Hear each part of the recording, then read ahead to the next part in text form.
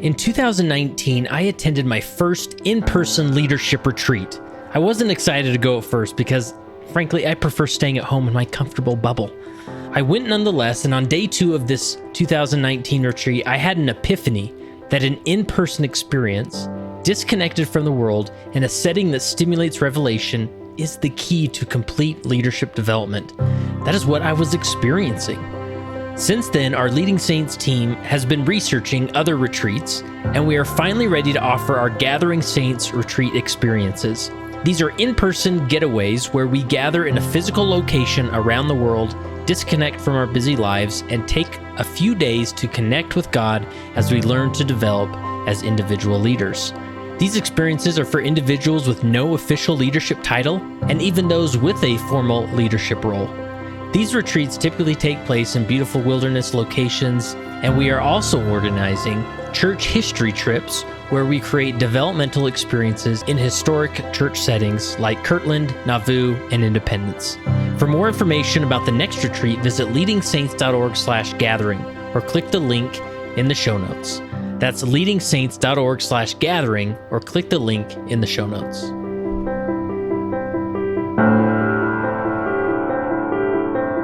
Hey, if you're a newbie to Leading Saints, it's important that you know, what is this Leading Saints thing? Well, Leading Saints is a nonprofit organization dedicated to helping Latter-day Saints be better prepared to lead. And the way we do that is through content creation. So we have this phenomenal podcast, we have a newsletter, we have virtual conferences, so much more. And articles on our website. I mean, I could go on, right? And we encourage you to jump in, check out Leading Saints, go to the search bar at leadingsaints.org and type in some topics and see what pops up. We're just glad you're here to join us. Ganel-Lyn, Condie, welcome to the Leading Saints podcast again. Yay! Here you are, back. And you're going to come back again. I don't know when. Is this 3P? I don't know. I've lost count at this point. You can't even remember how many books you've written, let alone 9. But okay. If you have a riot for having in the streets for having me back on, I don't want to hear about it. All right. So, thanks for having me back on. Yeah, I always cool. love talking with you. Well, I always get excited when a new book is coming out because I know how much time and your perspective and how you frame things is always helpful to our broader community discussion, right? As Latter-day Saints. Do you feel that way, or? I do feel like the Lord is been willing to work with an imperfect instrument in trying to create content in book form. Mm-hmm. And, I have the opportunity to do speaking events and host my own shows, but I do value that a book lives long, and it takes a lot to create them, to write them, to edit them, get them out on bookshelves.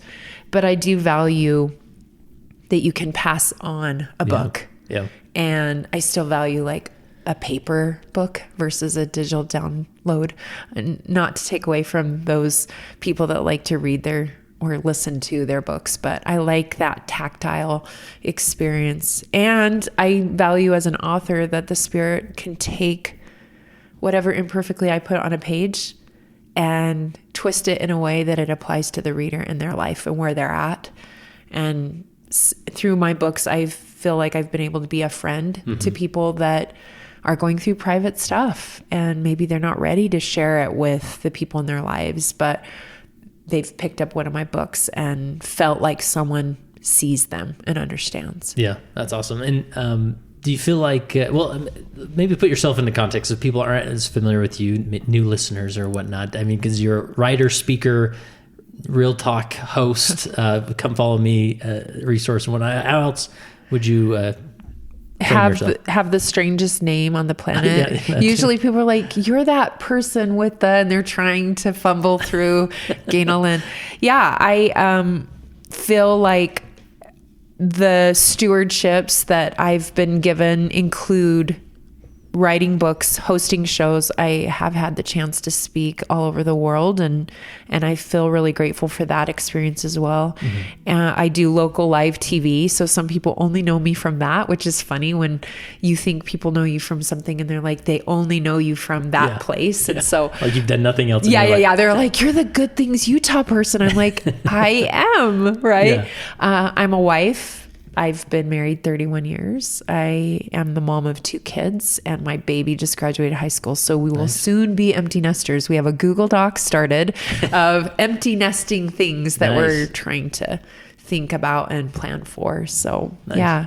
So tell me about the stewardship principle, the reframing your life. Like when a concept of a book comes to mind, like when was the moment where you thought, all right, that is a book? Or because I assume this is like a principle that you've been living a long time. Right. So specifically, this is my 9th book. I would say for other books that I have published, they have a germination process where I either see something happening in the world, I've experienced it myself, and hopefully there's a gap that a book I write can fill, or a conversation that hasn't been had in that way before. I hope that I'm not writing things that are white noise, because it is a long process. But for this book, The Stewardship Principle, it was a little bit of a different experience. 10 years ago, a friend of mine, Andrea, who I dedicate the book to, shared some outdated old curriculum where in my mind, a good chunk of that curriculum was this principle. When I knew a few years ago that the Lord was kind of prompting me to write about it, I went back and pulled that curriculum out, and it's like 3 sentences in chapters and chapters. And that was an interesting insight to have, that in my mind, it had made such a huge impact in how I saw my life, everything in my life, my relationships, everything that I encounter for good and for bad, that it changed and reframed how I saw things. And because of that, it's been germinating in a different way. And I've been practicing it as a principle in my own life. It wasn't until a couple of years ago where I really started to feel the nudge. I'd already done a number of books. I had hosted weekly shows. I had spoke all over the world. I had had a lot of conversations around different stewardships. But it overwhelmed me to think that I was going to have to take a principle that in my mind is so expansive and try to put it in book form so that it wasn't overwhelming, but also take a principle that maybe if a reader had already pondered on it, studied about it, thought about it themselves, that it wouldn't feel like they were getting fluff. So how was I going to take a really hard thing or a big expansive principle that I think like completely shifted how I approach most things in my life and make it approachable, but also not water it down so much that anyone that was familiar with it wouldn't feel like they didn't also receive a gift in expanding the kind of application that I hope the book shows. Yeah. And so I resisted. As we do as humans, right? Yeah. I just thought, no, maybe Andrea needs to do this, and maybe it's already been done in some other form. And so I slowly started to do some Google searches and Amazon searches and realized that there were versions of it. And then I started talking about it on Real Talk. I did a Faith Matters interview about it. And people were like, can we go to lunch? Like constantly every day I was getting a message from some viewer. Can we have a book club? Can we just have you come to lunch and talk to us about stewardships? And then I knew like it was time to put it in book form because I didn't have enough hours to go to lunch with everyone and have those one-on-one conversations where people really wanted to understand more the application in their own lives. And so I said, how about I don't go to lunch with everybody and I sit home and I write it. And I'll tell you, Kurt, to not be overly dramatic, I hope I still have a long life. But when this book finally hit catalogs and bookshelves, it feels like one of the things I came to earth to do. That's cool. It felt that important. It's 68 pages. It's not an overwhelming read. Right. And the cover, I'm really proud of the cover. Emma Taylor Donaldson. I don't know if I got her maiden name and married name mixed up, but I've known her for years. And then she did this painting that's on the cover, but I knew her before she was known. And so I went to Covenant, my publisher, and just said, this is the cover. And if people are familiar with the cover, it's kind of a Where's Waldo? You can't find Jesus, but if you look, you'll find Jesus in it. But it's every demographic, every race, every age group. And that's who the reader is. The reader for me is everyone. I would say 8 and older. If you're 8 to 10, you probably want someone to read it to you. But I tried to write it in a way that feels approachable and creates a good foundation. But I also have heard from a lot of people that are familiar with this principle, and they felt like it expanded. And I'm grateful for the subtitle. Sometimes subtitles in book writing, they're just kind of like, are they a placeholder? Do they serve any purpose? And I'm going to do a shout out to our friend John Hilton, because he did an amazing endorsement for this book. And he's the first one. When I was working on this quietly, he had come on Real Talk, I believe, or I interviewed him on one of my other shows, and he said, "So what are you working on?" And I said, "Oh, I'm working on this book about stewardship." And he's like, "Kate, tell me about it." So as I was talking to him, he was like, "Oh, like reframing how you see things." And I was, wait, that's a really good way to describe. I hope a subtitle helps people understand what the book is about. And it really is about reframing how you see everything. And that concept of reframing, I think, is really important. If just using our community, faith community as an example, is you walk into maybe a church bookstore, you'll find doctrinal books, which are sort of about what's truth, what's not, and what do the scriptures say. Then you could find application books of like, here's how you apply principles of the gospel. But I think there's this third category of reframing concepts, of saying maybe it's not about what's true or not, or how you're doing it or not, but how are we seeing it in whole. And that's, I feel like, a big thing that we miss sometimes, or we get stuck. If we can't frame it a certain way, we can't even begin to talk about the concepts or the doctrines inside of it if we don't know how to frame it. Well, that's interesting you would give that example, because I do think that last year in Come Follow Me Land, we were studying the Doctrine and Covenants. So this word stewardship came up, just scripturally based, right? Yeah. And we sometimes conceptualize it around a certain period of time where people were living the holy order or the law of consecration, and everything was a stewardship. And that is one application. I think it's a helpful one for some people. But if you only stop there and you only think of stewardships as a principle when you're talking about living the law of consecration or everything in common, then you're going to miss the point. And so I do love the idea that God always, when I am about to write a book, or I'm prepping for an episode of Real Talk, or preparing a fireside talk, most things are not my original idea. Yeah. Nothing really is, right? So I always go back to, where did God put it in his books before I start my books or my talks or my episodes. And that happened with this book. I sat down and I thought, okay, well, where did God talk about stewardship? And I didn't want to go to the low-hanging fruit where we actually see the word. And I wanted to see where he had shown the application. Yeah. And that's where I start the book. And that is with the parable of the talents. And that felt very spirit directed. Some people, it may be like, well, duh, of course that's what you came up with, is the talent parable. And I'm like, for some reason, like the Spirit can do, I saw it in a different way. Yeah. That maybe the servant that received the one talent received a stewardship that was embarrassing or hard. And basically, for those in your audience that are still wondering what a stewardship is, it's everything. It's everything you own. It's your health. It's your dog. It's your unemployment. It's your divorce. It's your kids. It's your infertility. It's your LGBTQ plus friend. It's your demotion or your promotion. It's everything in our lives.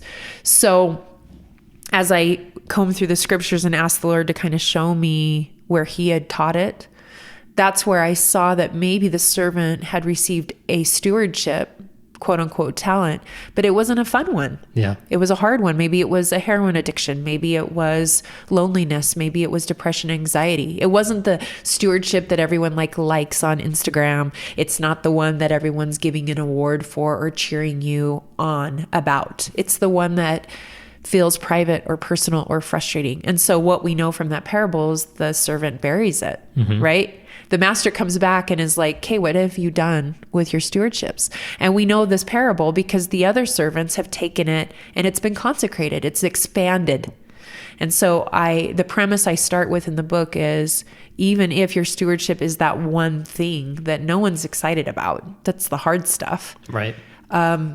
What have you done with God in caring for it? Because I believe he can consecrate every stewardship for our good. Now, on Leading Saints, you talk a lot about leadership stewardships, right? Yeah. And I think culturally speaking, we tend to celebrate certain leadership stewardships, right? I've never noticed. We're like, oh, you got called to be fill in the blank, right? Yeah. And everyone's excited. Or, oh, you got called to be fill in the blank stewardship, right? And that's I don't want to offend anyone, but Yeah. I've been called to be the girls' camp director, right? And my husband happened to be in the bishopric and had to be the counselor to call me to the calling. And he was so nervous. He was like, please don't shoot the messenger. Like, we prayed about it.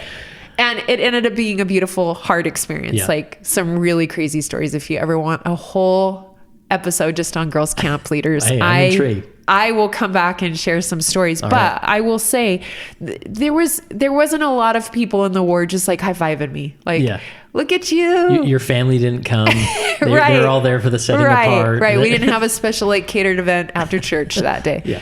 And I would just say for me as a 51-year-old woman who has served in leadership positions on various levels, stake level and ward level, I don't desire them. You know, I definitely think stewardship within the church, I will build the kingdom. And I think you and I as friends, separate from doing this podcast episode, we just had a lengthy conversation before we started taping that was quote unquote more therapy than probably anything else for me, is that I don't necessarily believe that the way I can build the kingdom is only through certain stewardships. I very much have lived enough life to realize that it's the quiet nursery leader that is building the kingdom in powerful ways, not to take away from the stewardship of the stake president and his family in their stewarding of his calling, right? Yeah.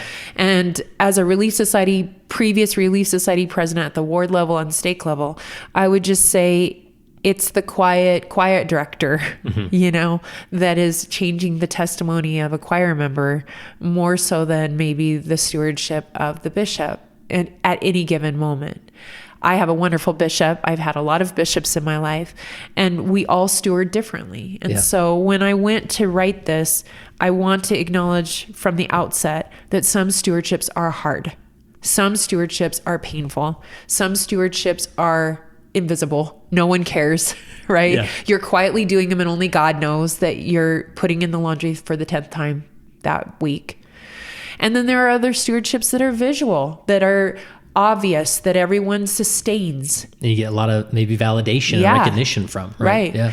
And I personally, as a public figure, I think the people that know me from a public standpoint have a sense that I try to share a variety of my stewardships. I definitely try to post about both the hard things and the quote unquote fun stuff. Yeah. But I think there's a sense that my life is this certain list of stewardships that we started out introducing me with, right? Like, she's an author. This is her 9th book. She does TV. She hosts Real Talk. She speaks, you know, she's a wife. She's a mom. I am those things. I also have dealt with lupus. I've lost a sister to suicide. My parents were divorced before some notables in the church were divorced, right? And no one understood why primary on Thursdays, why my dad didn't live with our family, right? And I had a sister die when I was 10. So I have 2 sisters buried by each other. We've been through job loss. I was told we'd never have kids, and we went through infertility. So that's just like a sampling. Right.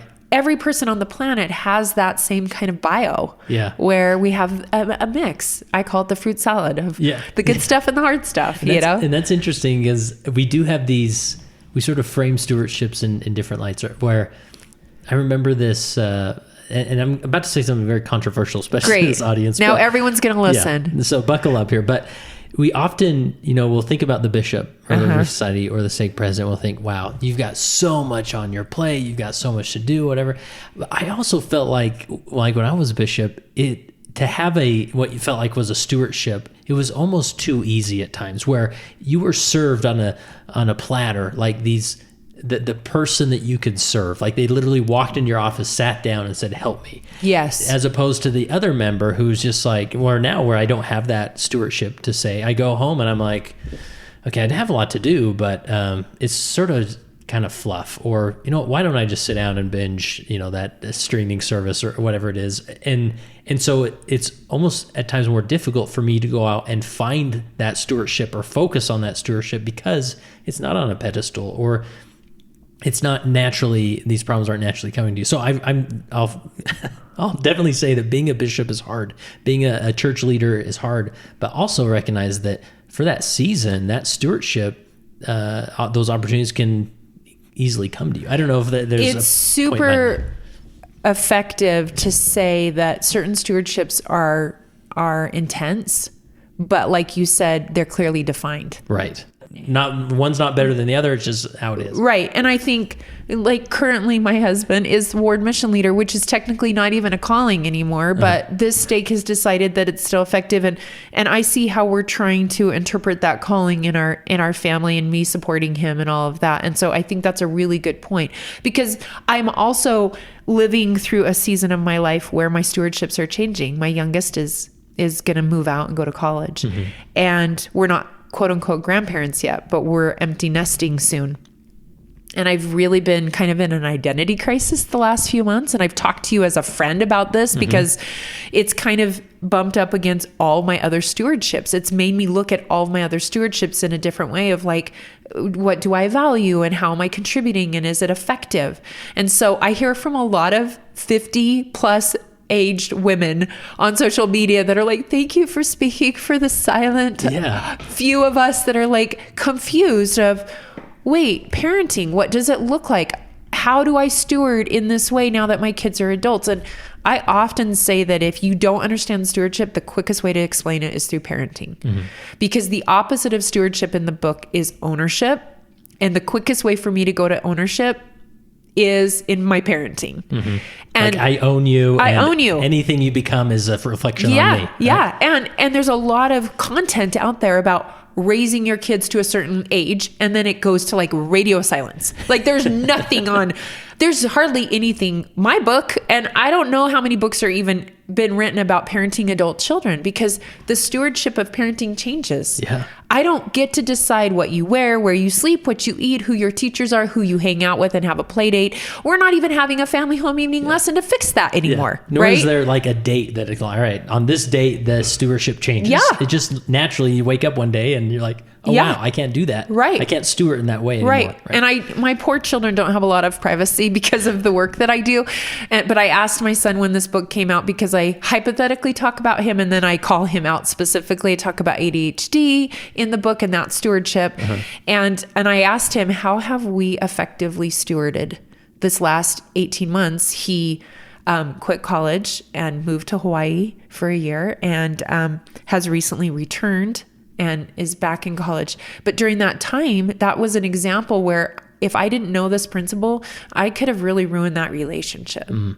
Because whether you're talking about being a bishop or Relief Society president or a parent, if you go into ownership, it is the quickest way to burn a bridge in a relationship. So just give me like 2 or 3 quick examples of the difference between stewardship and ownership, just so that's clear. So the way I write the book is each chapter is taking comparable stewardship, so time, money, talents, education, parenting, childhood, relationships, marriage, and I try to show kind of a juxtapose where the voice of stewardship will sound and where the voice of ownership will sound. And at the end of each chapter, I literally give you a list of like, the ownership will sound like this and stewardship will sound like this.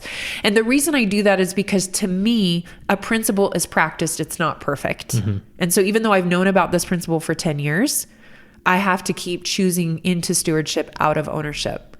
An example would be, is the voice of ownership in parenting sounds a lot like, oh my gosh, I must have failed because look at the choice you just made. Yeah. The voice of ownership for a bishop will be, look at the numbers of not ministering happening, or how low our tithing is, or the numbers. Temple recommend. Yes. How many people are showing up to church on any given Sunday? Yeah. And I always go back to when I was in the stake presidency, there's this feeling of like the Saturday night state conference session is like the ruler that you measure. That's the litmus test like, of all. Nobody came. Great. Well, I need to guilt trip them next time, or I'm not a good leader, or Yeah. And the problem, and I'll say this on the outside, is in parenting, I love what you said is there's not ever a moment where I'm like, oh, now I'm an empty nesting parent and parenting adult children looks like this. I've looked to people ahead of me on the trail for examples of where that looks effective and that looks less effective. But ownership definitely starts to take away agency in parenting. It takes away agency in being a church leader. I think ownership for me also sounds a lot like comparisons. And you and I are both podcasters, right? And so we were talking before this episode about like, how do we stay in stewardship mindset when you're a content creator? It's very easy to go into ownership because all of a sudden it's number based. Now, when it comes to leadership, the fact is we are part of an organization and we turn in reports and we make decisions based on data. I publish books. My publisher, if I don't sell books, it doesn't make sense on a business level to maybe publish my next book, right? So sometimes when I go into ownership, I know that I can still talk to God about the numbers. If I have a stewardship approach, though, my prayer for him will be, Heavenly Father, if you want me to write this book or host this show, then you need to help me understand where the numbers need to go, or I need to surrender it. Do you want me to worry about them today or not? So it's not saying hands off, I don't care. Ownership is a really big buzzword right now. So I've had a few people push back, like from a business standpoint, is this a good book? Yeah. From a church standpoint, from a parenting standpoint, from a health standpoint, I get why ownership is the buzzword. Like take ownership of your life and your health. Accountability. Yeah. Yeah. Like take ownership Avoid the victim mentality. Yes. Create the reality you want to create. I get that. Stewardship is not hands off. It's not saying I don't care as a parent of my 24-year-old, but it definitely looks different than ownership. Because if I'm stewarding in my adult child's life, then I tend to be more spirit directed, less controlling, more faith focused, less fearful, more spirit directed and not comparing, well, that's what those people are doing for their adult child. So why is my adult child not going to Harvard, fill in the blank, right? So I would just say stewardship doesn't pull you out of the equation. It's more hopeful. It's less burnout. It's more spirit directed. And that's why it's a reframe of your life. And that's what answers somewhat my next question is like, how can you tell when you're in ownership rather than stewardship? Because I see so many, leaders, especially bishops, where I look at like from an outsider looking in, they're in total ownership. You're in ownership. You're like sacrificing everything for this role. Like your family's falling apart, but and bless their hearts, they sort of don't know how to do it. They're just like, well, I was asked to do this, so I think it's just expected I do this. And there's sacrifice happening, but maybe that's supposed to happen. And then you're just sort of trying to keep your head above water, whatnot. But is there any way to determine personally if you're in an ownership mentality rather than a stewardship? Well, I think some of the things I've already mentioned, when you're in comparison, when you're going into control, when you're praying away someone's agency, those are usually good signals you're in ownership. But I would also say burnout. I mean, I think when we share scripture like do not run faster than able, or do not be weary in well-doing. I just read that verse a couple of days ago. And if you keep reading that verse, you realize there will be a harvest in a season. So when I really saw that through a stewardship's mindset, it isn't don't be weary in your well-doing, which means never take a nap, never go on a date with your wife, never say no to your kids, right? It's saying do this as a steward would, and then trust outcome-based. One of the ways I know I'm in ownership is I get hyper-focused on outcome. Yeah. Do we have to turn in a report for how many people attended? That's why there's a clerk walking around counting everybody, right? Right? We're still having ministering interviews in some units. I don't know if everyone's doing it. I don't know how effective it's being done, but right, there's still this accountability and data gathering that's happening. But if I'm hyper-focused or if I give more weight to outcome, then that's a sign I'm usually in ownership. Yeah. And how does the Lord measure? I mean, one of the scriptures that I think is effective to reframe, to use my subtitle, is the fruits of the tree. You will be able to judge them. Well, I used to always think that meant like, if you have this many followers or you sell this many books or your kids make these kinds of choices, they're all married in the temple or everyone in your ward gets along. but what if the fruit of the tree is rotten and it's like worms and you're like, what is going on with this tree? Like, do we need to cut it down? What I've come to understand is that stewardship thinking is offering based. Ownership thinking is outcome focused. All right. So offer based, what do you mean by that? So what if the fruits of the tree are the fact that you tried to fertilize the tree and you planted the tree and you watered the tree and you trimmed the tree and the fruits didn't grow the way you thought and the worms came or the birds ate them all? You know, I have a neighbor and just over the fence, I get to watch every year the journey of his peach tree, right? He nets it. He hopes that the late frost doesn't come, right? And sometimes the birds come. And was he a bad steward because he doesn't have all the greatest peaches to make the best peach pie? Or was he a good steward because he showed up? Yeah. And he tried to put the net on the tree and he tried to water the tree effectively and he tried to protect it when there was a frost. So sometimes when I look at the outcomes in my life, I realize I'm using a very mortal measuring stick. I'm deciding how effective I was as a parent based on the choice of my kids. Well, that goes against the plan of agency and happiness that God set out. So if he wanted us to be that way, then you know, he probably didn't give us all the tools to effectively control the outcomes. And that sounds a lot like the adversary's plan, which was controlling outcomes.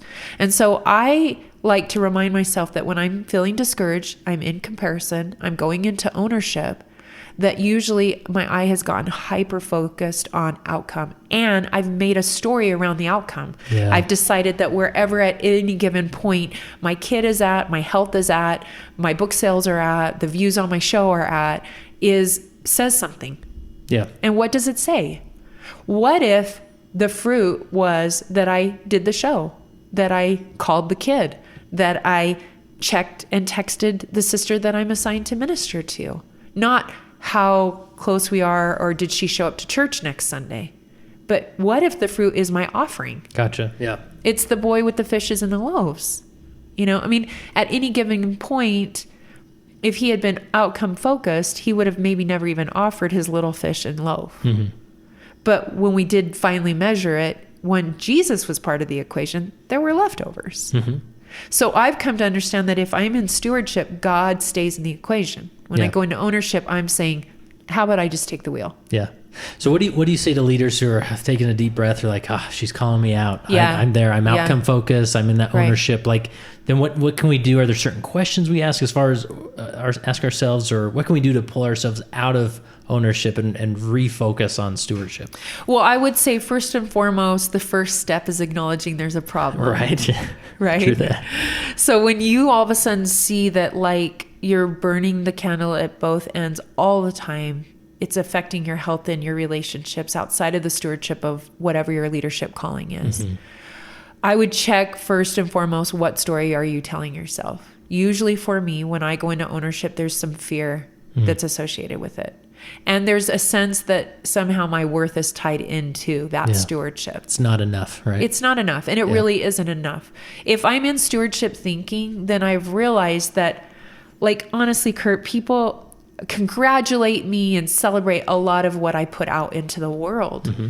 I can go into ownership about the good stuff just as much as we've talked about some of the traps of ownership in hard things. Yeah. But man, oh man, if my worth is too much titled into the books I'm writing, the shows I'm hosting, the next gig I've been asked to come speak at, that's just as detrimental as tying my ownership into the outcome of my husband's loss of his job, my recent battle with lupus, right? And so it's just as helpful to stay into stewardship with the good stuff as it is the hard stuff. When you start owning, like, I did that, or that like somehow how great I am, or, that, Right. Mm-hmm.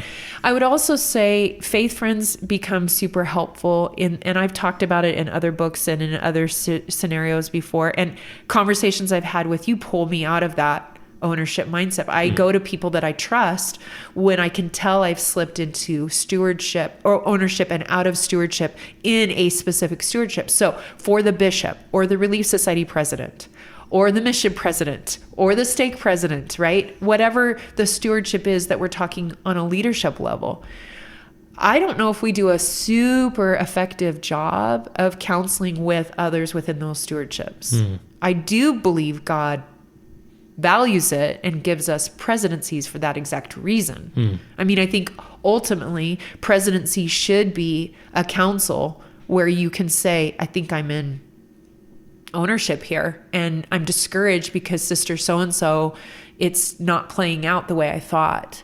And your counselors can call you on that. If it doesn't feel like your counsel within that presidency works, then I say you call a stake member of another stake and say, hey, you're my equal in that.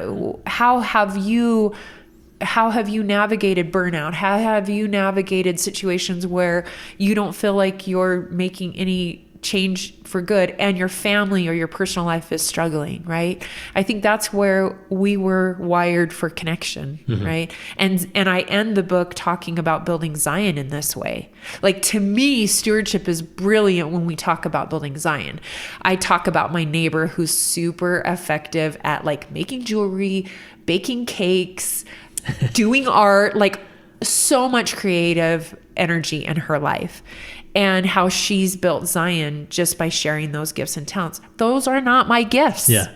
Like, and I want to put that in the context of like the outgoing Relief Society president with now I'm the incoming. It's like, I am not that. She had the stewardship for a time. Right. Now she doesn't. Right. I don't have to be her. Right. I just have to be me. And now it's my stewardship. My current Relief Society president, I've talked about her on Real Talk. I gave her a heads up it was coming out, but she's definitely someone that is not going to just go talk to people and had a certain set of gifts. She's amazing gardener. Like I just amazing. And she's this mom of two cute, wonderful boys. We are actually like fence neighbors. So she's heard my real life and I've heard her real life over the years. But she talked pretty openly about being overwhelmed, being called, because she didn't see herself in the traditional Relief Society stewardship role. Like whatever that personality is, this is not who she saw herself as. And she called one of her counselors is someone that is super, super empathetic and loves to kind of sit with people in their pain and create space for them to process. And so I think there's power in that.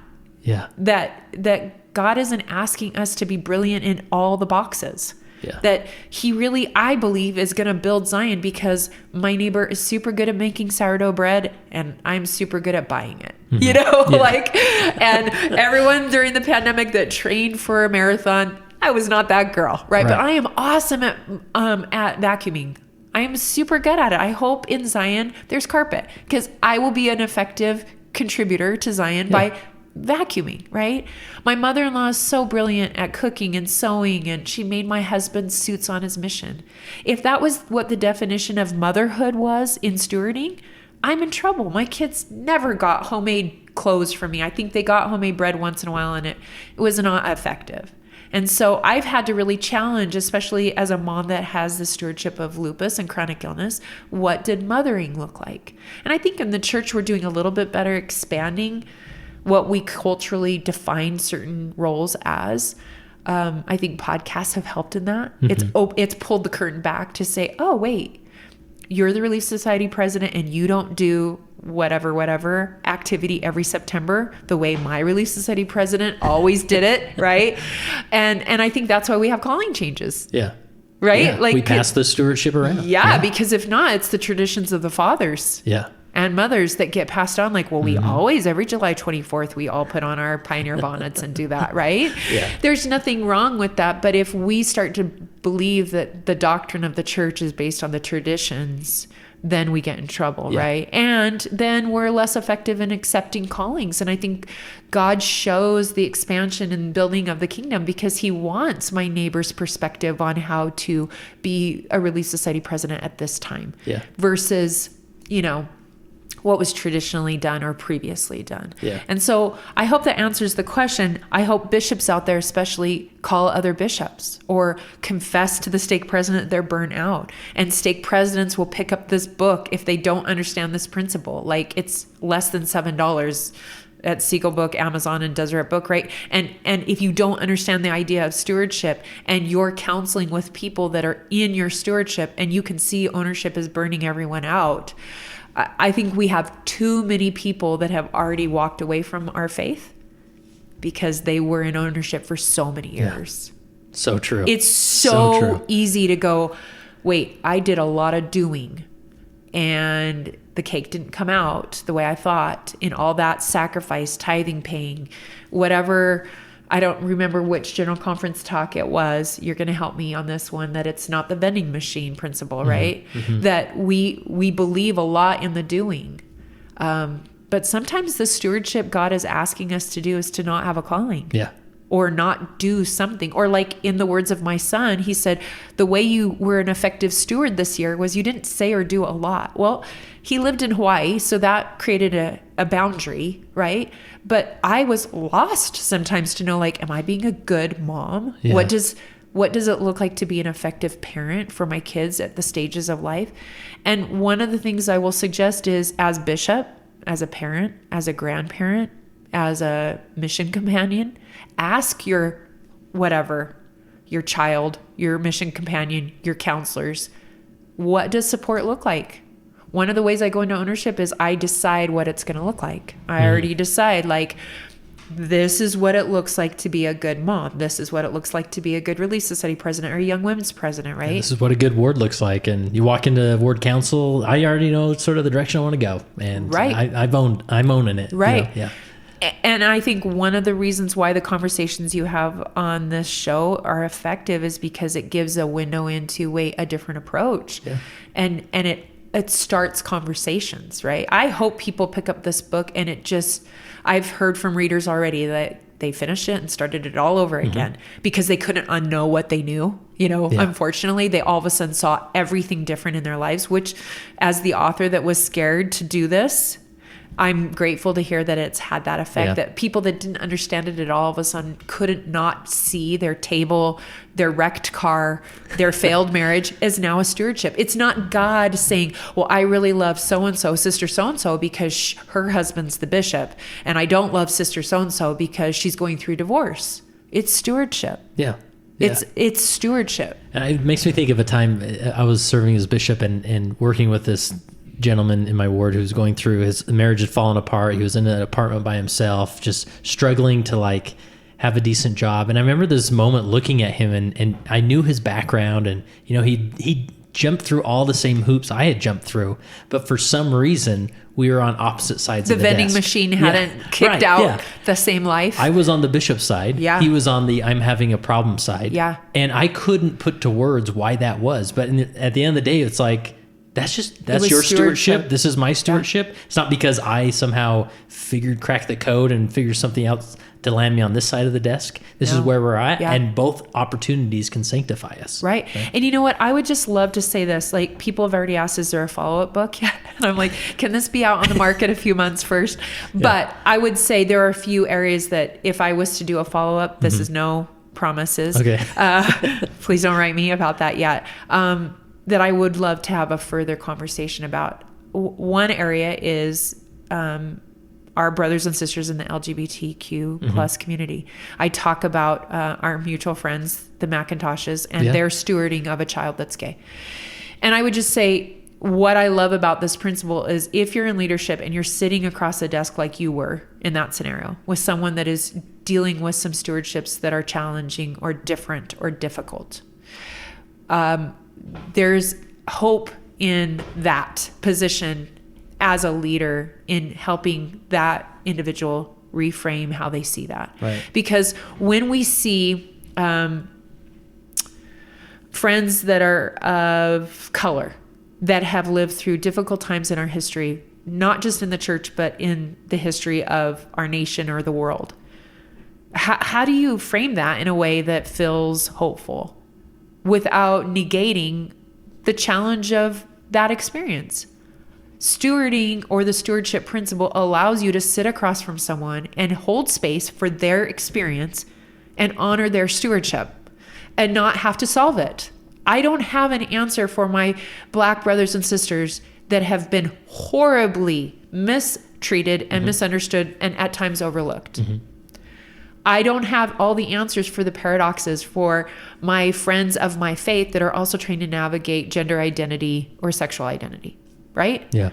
But when we see everything as a stewardship, all of a sudden it's not like, well, God must really love his fill in this descriptor of this person because they check these boxes and they've never had to encounter racism, bigotry, abuse, betrayal, right? If I can see whatever is happening in someone I love's life as a stewardship, I have come to understand it allows me to validate them with also not putting me in a position to think that I have to solve the problem or save them. And it's a hopeful approach. It's not easy. Friends that are going through a difficult divorce, especially those that are dealing with divorce because of betrayal, there's not a fast track. You don't just all of a sudden read a book about stewardship and go, oh, it's a stewardship. Oh, good. Here we go. Everything's happy. Yeah. My spouse totally betrayed me, lied to me for years. I'm questioning everything about my family and everything that I did and all of those family vacations and family home evenings and what did it all mean and why did we go to the temple and violating of covenants, right? It doesn't take away that pain, but it does say, as Job teaches us, that God isn't like punishing that sister. Right. Yeah. He's not saying to her, I didn't even notice that you volunteered at girls' camp every year and your husband was having an affair. It's saying, I trust you with the stewardship. It's the one talent that you still have the capacity with God to have it be consecrated for your good. I think it's Sister Craig who tells the beautiful story of the sister that went to church that first Sunday as a divorced woman, wondering why did she do all the doing in the church? Like, what was that all for? All those lessons she taught, all that volunteering, all those casseroles we signed up for, going to the temple on a regular basis. And now here she's sitting all by herself, right? And then it makes me emotional every time to think of that one teen girl that was like, saw her stewardship, totally different demographic, and sat by her and saw her that Sunday. Yeah. And every Sunday for weeks, made sure she saw her and said hello to her. That's building the kingdom. Like, that's like not baking sourdough bread or solving world hunger or donating the most tithing ever donated. That's like, to me, that's stewardship right there. It's a sister that shows up divorced and heartbroken and a teenage girl that sees her. Yeah. That's stewarding. Yeah. And I love the point you're hitting on here, where as I sat across from that man in my ward, it's so easy to go to the reasons why that's your stewardship. Right. Like, not that you're saying, well, God is punishing you, but obviously there's obviously some reason you're in your marriage is falling apart. Because the outcome should be different. Yeah, it should be different, right? And so when we approach it from a stewardship point of view, suddenly we're on equal levels. Right. And you're dealing with your thing, you're dealing with my thing, yours has more stigma. Wow, that's hard. That's hard, but we're still on the same level, right? And there shouldn't be any stigma, but that's just the world we live in. Right. And then we can find deeper answers, and Christ can step into that rather than like, oh well, maybe you gotta turn up your scripture study more. Try that, because that's worked for me. And again, that we sort of shifted this ownership. Like, I'm able to afford this stewardship because I've paid for it. So maybe you need to pay more for it. Right. And it just doesn't work that way. When we went through infertility, the comments were hilarious. Like, maybe one day I'll write a book of the rude things we say to each other in the church. And somebody says, I read in your book, my wife and I also went through like 6 years of infertility. I remember sitting on a plane and, this lady starts up a conversation with me like, oh, do you have any kids? I'm like, no. She's like, oh, good. Just wait as long as you can. And I'm like weeping inside. I'm like, we've tried so hard. Right. Just these comments, it's tough. Well, and I remember someone literally saying like, you need to fast and pray more. And why aren't you like following the prophet? And they had no idea what was going behind the scene. Yeah.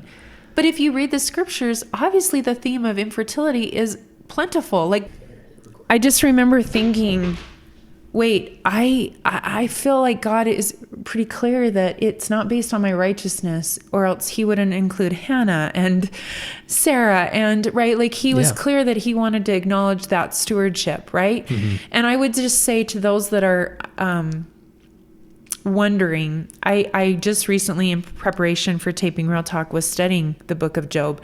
And if you read through all 42 chapters, I mean, it's like a crazy number of chapters. Mm-hmm. The story is plentiful of everyone's perspective on the stewarding. right? All of Job's friends had an opinion about why he was being punished, why he was losing everything financially, his health, his kids were dying. Like everyone was saying, curse God, and they all had opinions. When it comes to stewardship, there is a difference, even if we have all the same labels, how you're going to handle infertility, how you're going to handle lupus, how you're going to handle being the bishop, how you're going to handle the good stuff and the hard stuff, right? Yeah. At the end of that, though, we see that God was a compensatory God. Everything Job had lost returned like tenfold. And so I guess on the moments where you're sitting there pleading in your closet and you've listened to this podcast or you've heard me talk about this in another place and you're like, I'm too tired to keep stewarding. I am in complete ownership. I must have ruined the formula because look at all of my kids have walked away from our faith or this has ended or we've lost another job. I would just say, I don't know how God will work it all for my good all the time. But Job teaches us that he does. And I believe Job is a great example of staying in stewardship, right? Yeah. I didn't put him in the book because I think he's an obvious example of kind of that story playing out. And I really wanted to maybe pull in ideas that maybe weren't as obvious. But to me, he's one of the great examples of trusting God in that process for however long it takes. And I just want to say on the outset, the individuals that inspire me the most in my faith, the people I want to go see on the big screen, have the movie written about their life and played, are not the people that had the easy stewardships. Yeah. They're just not. They're the ones that have overcome, that have faced adversity over lengthy periods of time where they've wrestled with questions of their soul and it looks like everything's working out for the neighbor, but never working out for them, right? Yeah. I do think we have a tendency, though, in the church to think everything has to be hard. And sometimes in the pioneer perspective that we celebrate every year on Pioneer Day, we think, oh gosh, it's got to be a fight. I believe stewardship allows you to appreciate the good stuff too. Yeah, absolutely. I mean, there's something to be said when you're holding your first grandchild or you're sitting in the temple with your kids and you've worked to be there. If we don't express gratitude for those spaces, we're also not going to appreciate the stewardship that is joy, the stewardship that comes from love, the stewardship that comes from having accomplished and gotten a degree or see your book published on the shelf. Like I've come to really understand this principle allows me to kind of ride the hard waves, but it also allows me to enjoy sitting on the beach, right? With the pineapple drink and my kids with me and the joy of that experience too. Yeah, that's such an awesome point, especially there's this cultural feeling when it comes to leadership in the church of like, you're not supposed to want these callings. Right. And I think about my time as bishop, like best calling in the church, absolutely would do it again. But we almost feel like it has to be hard. Like, and that's where we shift to this place of stewardship where we're having some clear boundaries or saying no to things, but we feel like, oh, we can't say no to things because it's supposed to be hard. So go that way. Right. And so just giving yourself permission to say, yeah, your stewardship is being the stake president right now. And it's okay to really like that. And to be sad when it's over, And it's okay that when you're called into the bishop's office and maybe a call is extended and the bishop isn't aware of the 3 other stewardships that include your cancer diagnosis, that you speak up and you say, I'm dealing with these other stewardships, and with information, revelation can happen. And so some of the greatest opportunities of my life have been when I've said no. Yeah. And in the moment, it's scary because you're like, I've covenanted to build the kingdom, or this is a great opportunity to go have this speaking event, or, whatever that is. And I've learned that when you're in stewardship, God can whisper to me the no's. Yeah. And sometimes the no's are much later. At times I look back and go, wow, if I had not said no to that, I wouldn't have been able to say yes to this. So understanding that, like you just said, Girls Camp was hard, but it was a great stewardship experience. I I did call. This is my little teaser if you want me to come back and talk Girls Camp.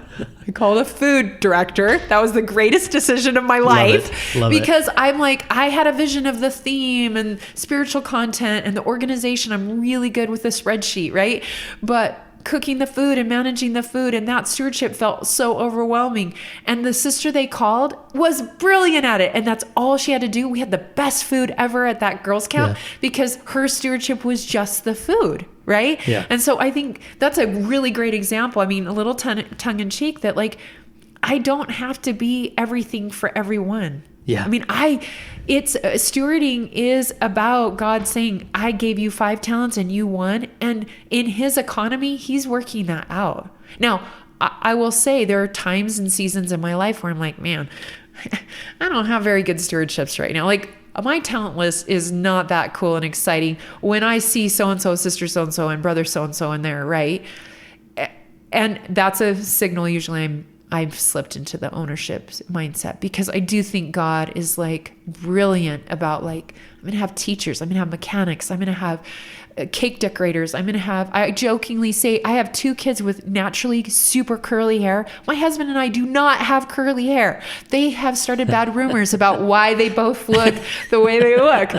And they came 6 years apart in 2 different states. They look exactly alike. And I always say it's because God knew I was not great at doing hair. And so he was just like, how about you just are born with really great curly hair? And then your mom, So they've watched every YouTube video about curly hair. They get mad at me when I try to give advice because they're like, you don't understand curly hair and the products that we need and all the things that's going on. And so, I mean, I think in that sense of, in our infertility journey, I had lupus. And so when we were told we would never have children, to have 2 kids, comparative, people have, in all seriousness, asked where our other children are in the church. And I always say, they let you become really steady president with only 2 kids. They do. I'm evidence of that, right?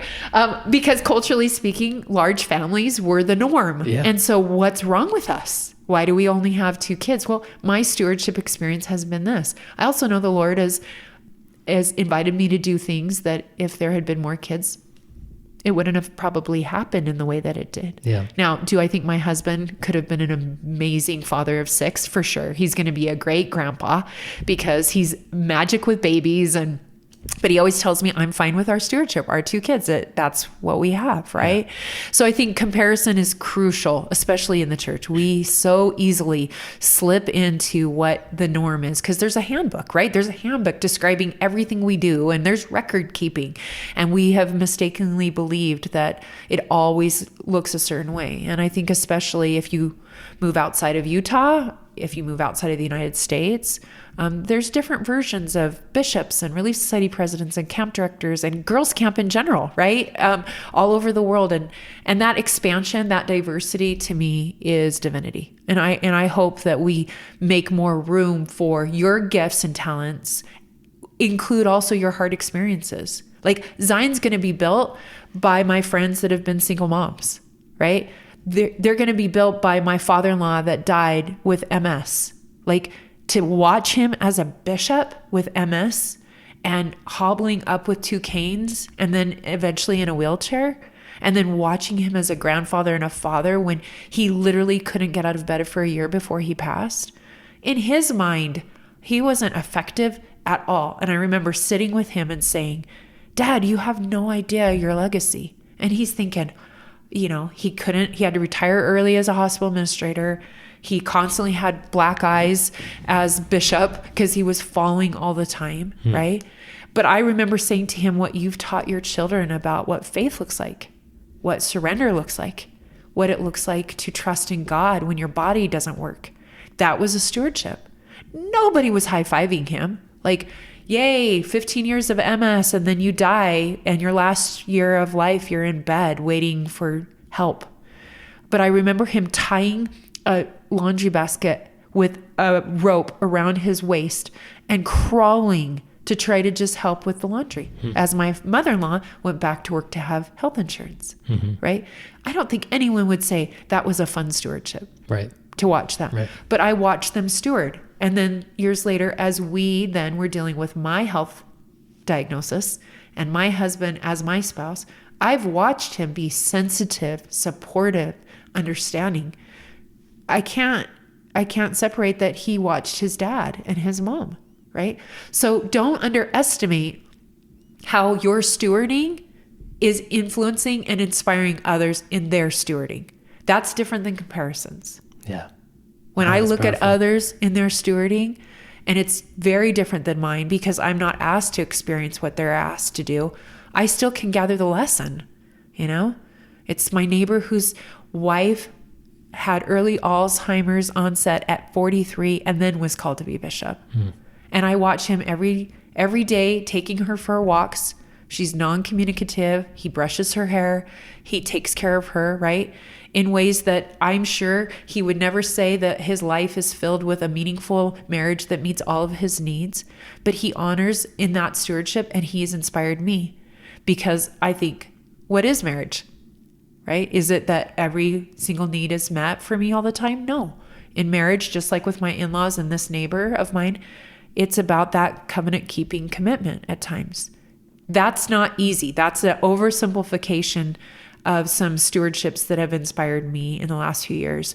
But I would say that that's just as much a part of building the kingdom as the great youth conference that was planned on someone's ranch where everyone had the ATVs for all, right? Or the guy that had the private jet so he could fly the whole young men's group to whatever, Mexico, to do a service project. We hear about that. Yeah. But what about the husband that's taking care of his wife who has early Alzheimer's, right? Yeah. So there's stewardship everywhere. Yeah. And I don't know how God's going to work it out, but I know he's going to work it out. Yeah. And I guess the principle I appreciate most about this principle is that it gives you permission to say, I don't own it. Like, because sometimes we accidentally say that we do own it. And in other words, we're saying we are the savior, right? At the end of the day, you're not the bishop. At the end of the day, you're not the relief society president, the parent, the whatever.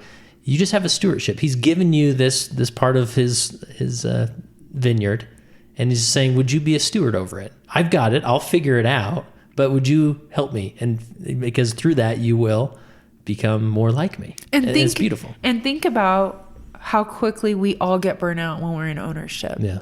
Because first of all, we don't have control of anyone's choices. When our kids are little, we think we do because we magically can put them in the crib, right? Or we're having a problem with lying. Let's have a family home evening lesson about that. And then they're 16 and that doesn't solve the problem, right?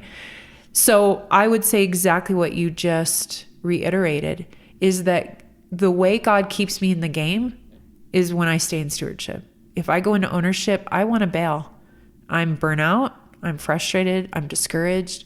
I'm not saying I don't still get those feelings in my stewarding, but I'm more likely to get up off of the mat, right? Go back to my knees in prayer, go back to the temple, petition.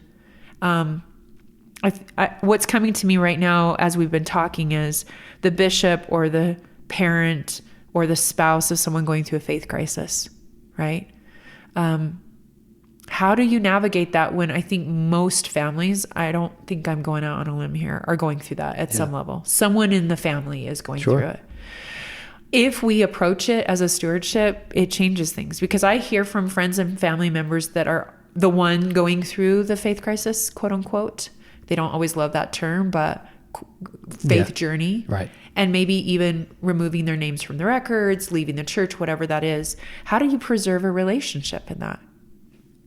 Because ultimately stewarding to me is about love, right? And it's about loving things that are hard. It's about loving people that are hard. It's about loving myself, which is not always easy to do. And I would just say that stewardship is very common now. 10 years ago, even 8 years ago, when my very first book came out, there's a chapter in I Can Do Hard Things with God. And it's all about this mother that I love her so much. She's a grandmother. And out of her 9 kids, 8 have left the church. And at the time she was working for a general authority, like as an assistant, right? And she'd been relief society president. Her husband had been bishop, right? And I remember Alison, it's not a secret because you can buy the book and see it. And she pushed back a little like, why am I writing this? This is 10 years ago. She's like, why am I writing this? Like, nobody wants to hear this story. And I said, Alison, everyone needs to hear this story. Within a few years, I didn't know a family that wasn't having that experience. And why I wanted her perspective is before I had the words for it, she was in stewardship. She was maintaining a relationship with a loved one, multiple kids, in a way that is so beautiful, and it continues to impact me, while her kids were choosing in a different way, in a way that was different than all the family home evening lessons, all the programs in the church had taught.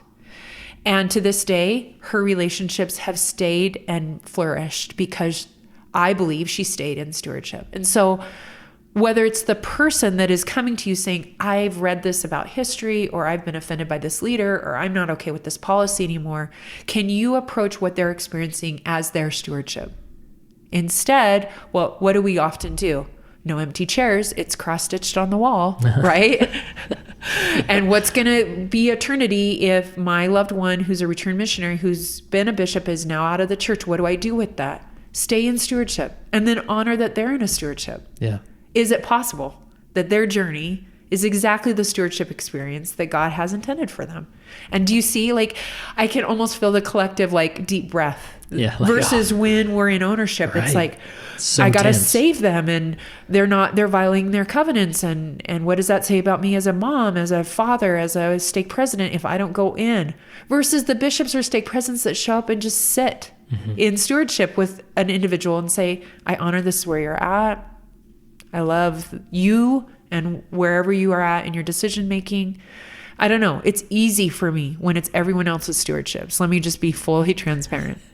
When it's my stewardship, when it's my kid, when it's my health, when it's my career, when it's obvious. You know, I have YSA everywhere that are like, they call me Mama Condie. Mama Condie, you're so accepting and you're willing to have the hard conversation. I'm like, yeah, because you're not my 24-year-old. The one I birthed, it's a lot harder. Yeah, it's an extension of me. It's much easier to go to ownership to the people you married or you birthed. Let's just be clear on that. It's when you can see it from a little bit of a perspective that you're like, oh, look at their journey. Yeah. Look at what they're wrestling with. And I would say the same to church leadership. Like, it's easy to say, oh, great job, bishop, until you're the bishop. Great job, really say president, until you're the primary president, right? I've watched our primary president all through COVID. Oh, man, she deserves an award. I don't know if she's ever going to get an award, but to navigate a very large primary with different families approaching the pandemic in very different ways and keeping leaders that had different approaches when we kind of were coming back to normal. I mean, what a unique stewardship that we all lived through, and we all approached it quite differently, you know?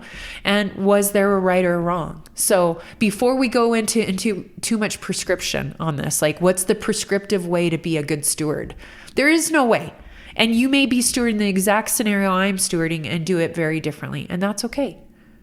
Yeah. All right, Ganel-Lyn, I'm going to slip in here right before my last question and see if anybody notices that we actually recorded this in the future of our interview. After I left your house, we recorded. I thought, man, like, Ganel-Lyn is about to do this remarkable event for North Star. You're the MC for a night for hope, a benefit concert under the stars, it says, and we didn't even plug it. So we're gonna quickly record this and plug it so this audience knows that they should be there. I've got my tickets, and obviously you have your tickets because you're going to be on stage. I hope they let me in. That's right. So tell us about it. You're the MC. What are we going to see that night? So I just feel like there's so many things that you can do with a summer night. What a better, I think, bang for your buck. I don't know. I mean, I believe we're in an economy where we need value in our purchases. That's right. I don't think there's a better lineup. So Nathan Pachenko and Casey Elliott from Gentry and Madeline Page are going to perform. It is in this beautiful location up at River Bottoms Ranch, which, if you know, is up Midway, Heber area, if you're familiar with Utah. Mm-hmm. There are still tickets available. The price point is so amazing.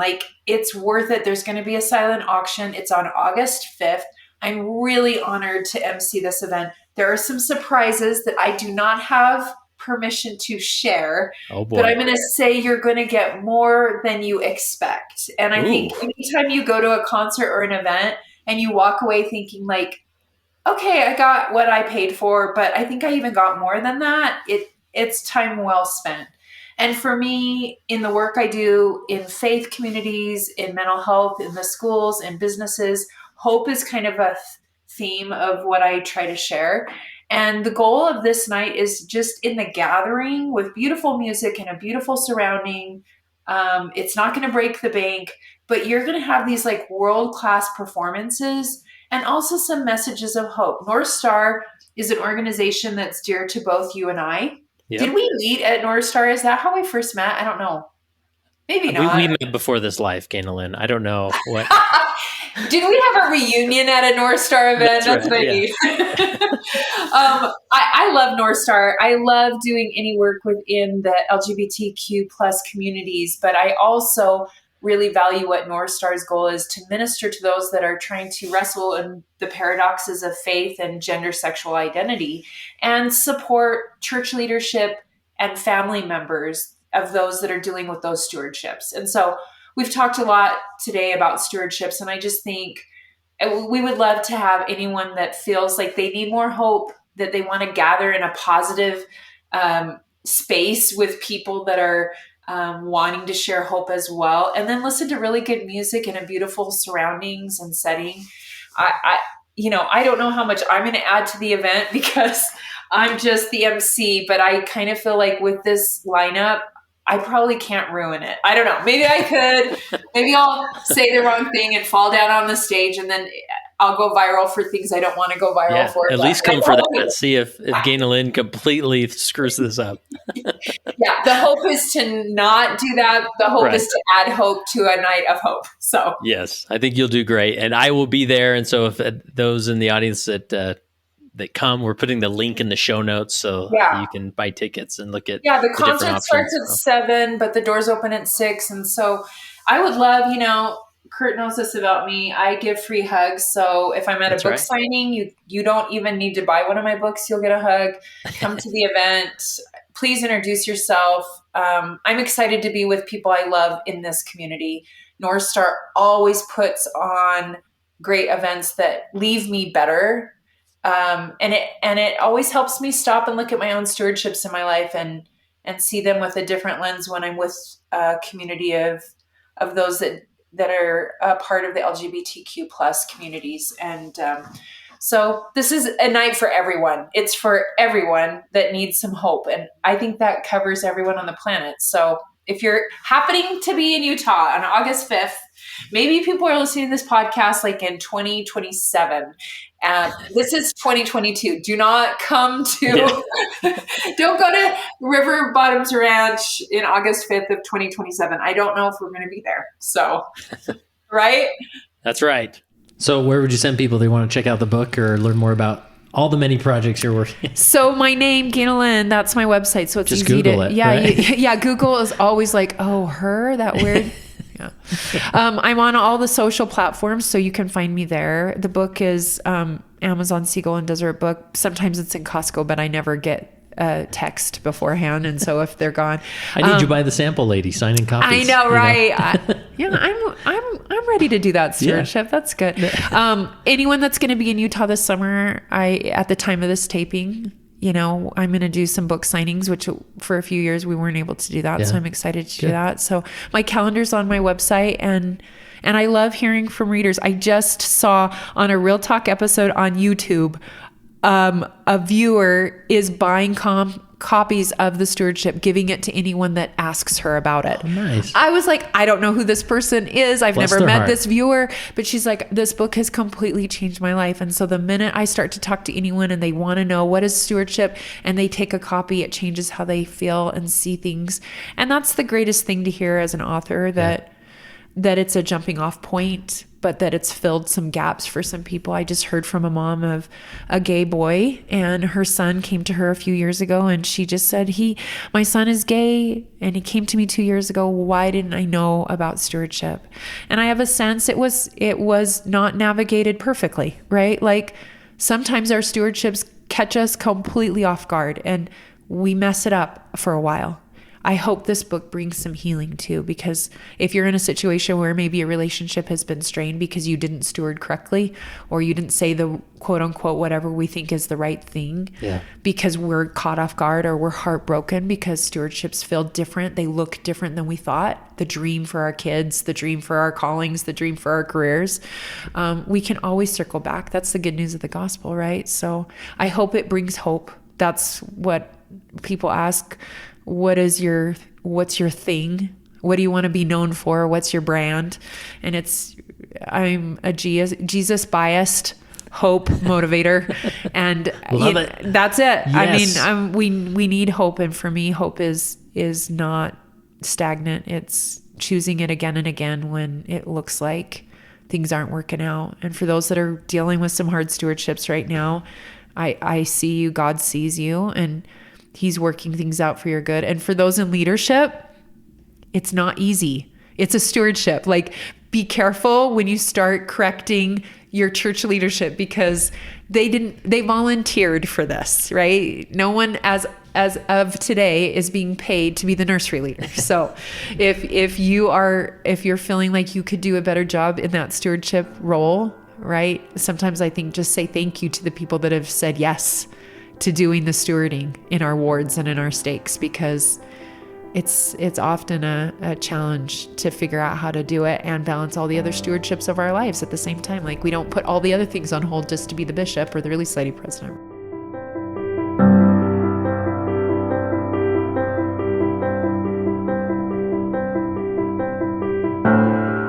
That concludes this episode of the Leading Saints podcast. We'd love to hear from you about your questions or thoughts or comments. You can either leave a comment on the post related to this episode at leadingsaints.org, or go to leadingsaints.org/contact and send us your perspective or questions. If there's other episodes or topics you'd like to hear on the Leading Saints podcast, go to leadingsaints.org/contact and share with us the information there. And we would love for you to share this with any individual you think this would apply to, especially maybe individuals in your ward council or other leaders that you may know who would really appreciate the perspectives that we discussed. Remember, to learn more about our Gathering Saints retreat experiences, visit leadingsaints.org/gathering or click the link in the show notes.